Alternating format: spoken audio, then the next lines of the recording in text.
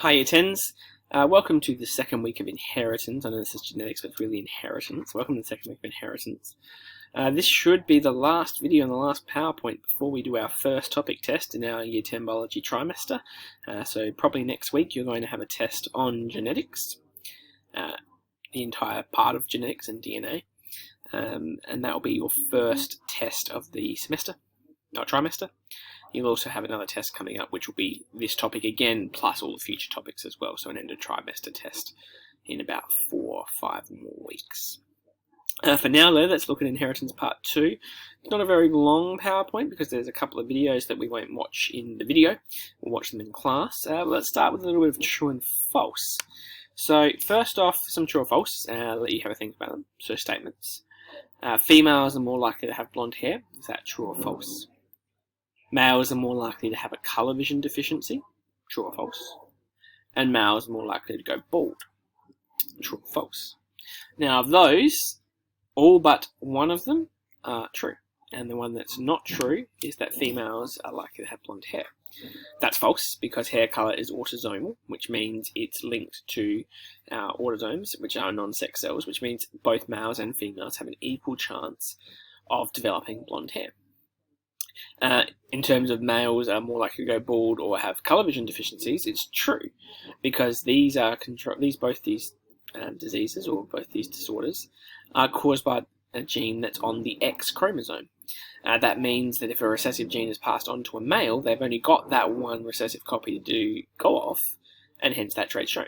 Whereas if a recessive trait's passed on to a female, they've got another copy of the X chromosome where they might have the dominant trait.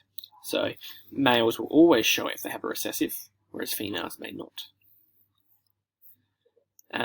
So let's talk about that in a little bit more detail. So autosomal inheritance, and over here we've got what's called as a karyotype. Diagram here that the first 22 chromosomes, they're all identical, and they'll be identical in males and females. If you're male or female, this would look pretty atypical, pretty typical of what you'd expect. Therefore, if one of the genes that controls a trait is found on one of these autosomal chromosomes, it's not considered to be sex-linked. That means that males and females will inherit that trait equally. So hair colour was one. So blonde hair is in one of the first 23 pairs or 22 pairs of chromosomes. That itself is autosomal inheritance. So anything that's on one of these, basically on one of these chromosomes, autosomes, that's going to be autosomal inheritance.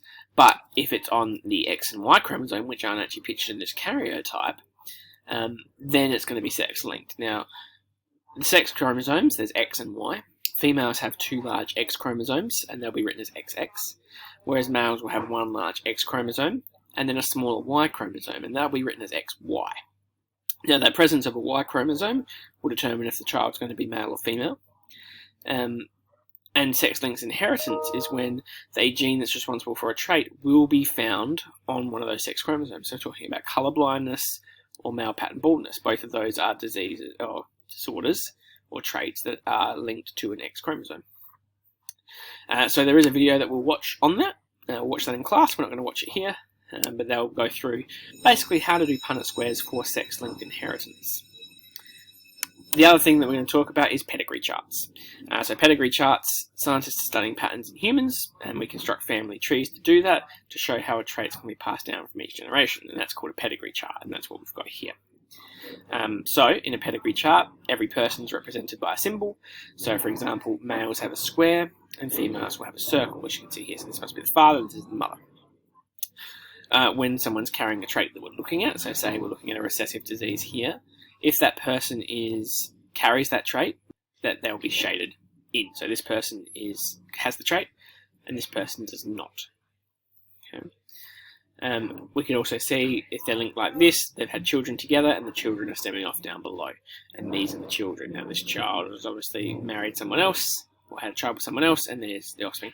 And you can go back and look at whether someone has a trait or if the children have traits, and you can determine the genotype from pedigree charts. Here's another video that we'll watch in class from Khan Academy that will show how we can do that. But other than that, that's it for this week's content. Not much. Good luck with the test next week.